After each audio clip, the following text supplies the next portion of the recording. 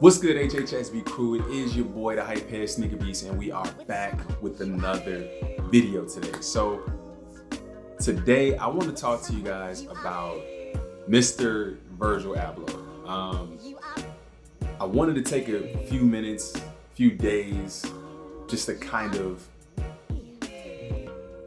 try to understand it all. Try to kind of take a step back because, of course, we already know that it was unexpected. It was tragic for us as just casual fans of Virgil Abloh, his mind, his art. So it was tragic for us, but not nearly as tragic as it was for his family. And I hate to really start off a video with, a lot of not negativity, but just not a ton of happiness or anything like that. But everything isn't always that way.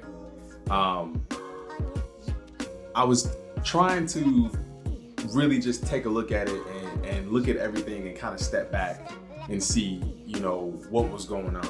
Because as we all know now, he was actually going through the cancer battle in private, and not to say that he was alone, but it just wasn't something that we all knew about. Now, I'm sure that, his family, his friends, his closest friends, and his, business partners, Louis Vuitton, Off-White, Nike, I'm sure everyone knew about it. So there was preparation probably in place for something like this. And the reason why I say that is because I tried to just look back at some of the releases and some of the things that we saw where we really didn't understand it. We really didn't know why it was happening. We didn't know what was going on. And I think this was a battle he had been going through from 2018, I believe, either 2018 or 2019. I could be wrong on the dates, but I think it said it was two to 3 years, something like that, where he had been this rare form of cancer, which is just sad. But when we look back at what he gave us as far as his art, his shoes, the exhibits, you know what I mean? It just seemed like it was kind of a lot. And a lot of times you look at that and you just say, man, this man is just, he doesn't sleep, he's just blazing, he's just going, he's not stopping. And now that I look back at it, it seems like it was a person who was doing everything he could to get everything out, to not leave anything left unsaid or undone. And I commend that. I really commend that as as a hardworking man, as a black man. He really wanted to get everything out. I had an opportunity to go to MCA in Chicago and see the work. I had an opportunity to go to those exhibits and see the pairs that we're getting now that we didn't know, and some that we may not get. I had a chance to see the vision, the artwork. I think it was his quote that says, you could change 3% of something and make it completely new. And I think that a lot of people really didn't understand that and really got on him for the simplicity of his design, as far as just adding air to a pair of Jordans, or adding extra laces, or simply adding small holes.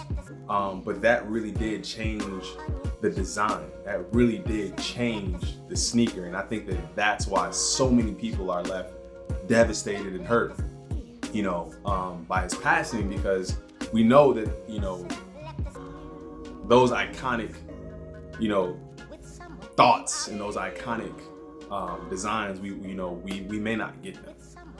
And that's just sad. But one of the other things that I really kind of took a look at was the 50. I was able to get lot 5. Taking a look at this release, it is still my most favorite release. I know we just got it this year, so of course we have to kind of see what's going to happen in the future. But as you guys know, there was 50 pairs of dunks to drop. 50. Now I know at the time, a lot of people were thinking, yo, this is way too much. This is why are we getting all of this? Why we don't need 50 different pairs of dunks. We don't need a base model that looks the same, and we don't need that. We don't need that. But hindsight is 2020. Now we look back at that and we say a lot of people were able to get off-whites, right? That's a coveted shoe in the sneaker community. Everyone wants an off-white. So many more people were able to cop because of the sheer amount, the amount that was put out. And the way that it was done created a lot of hype and feel good. Am I gonna get it? Will we get it? Did we get it? Should we get it? You know, how to get it. It created that, you know, kind of good feeling. And I think that now we're looking back at it and saying, he knew, you know, he knew what he was going through. So obviously he wanted to give us something before he left. And I think that was an amazing contribution to the sneaker industry and to the sneaker community in general, was the 50. I think that'll be remembered from forever, you know, in sneaker lore. You know, the 50 was the drop that was EA only. You know, you only got that pair by EA, and there was 50 different pairs, and different pairs dropped in different regions of the world. And I think that now seeing those guys who were out there trying to cop every pair, now, you know, it really does kind of make that even better that you have a full collection of this man's work. And I think that's what I really wanted to say, was looking back at the 50, it seemed like he wanted to put as much off-white into the world as possible, you know, put that out there so everyone was able to, you know, be a part of it. And I think that that's one of the things that I love the most about Virgil Abloh. He didn't seem like he was, you know, it was a get quick rich scheme. You know what I mean? It was, let's just design something stupid and put it out and let's just call it art. When you look at off-white in general, when you see the laces and the hang tags and all these different accessories that we get, I remember him hearing him talk about it and say, you know, I want everyone to have off-white. You know, you take those laces and put them in the shoes that you have now. Now you have off-white. You know, take that hang tag off. That's why nothing is stuck on. You know, you can remove everything. You can create your own designs. He wanted you guys to be creative, and he wanted us to take the design as it is and create something new. Right on your shoes, man. You know, right on them. You know, change the laces, make them a different color, swap out the tags. You know, that was kind of one of the things that I remember him saying, and listening to his videos and listening to him talk and say, hey man, I want everyone to take these and make them their own. You know, I think that's a really amazing thing. I think that's why he's missed so much. It's sad to see today where things are going with the resale market. I personally am not very happy with that, and I know that it's one of those things that you can't change.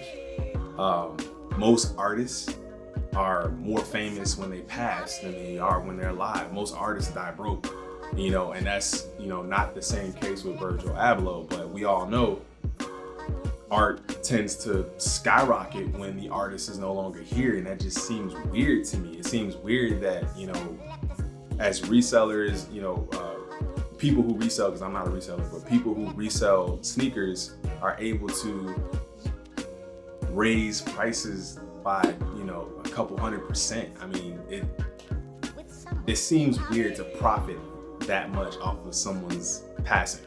It really does. It actually seems weird. I will definitely not be selling any pairs of mine. I will keep in mind.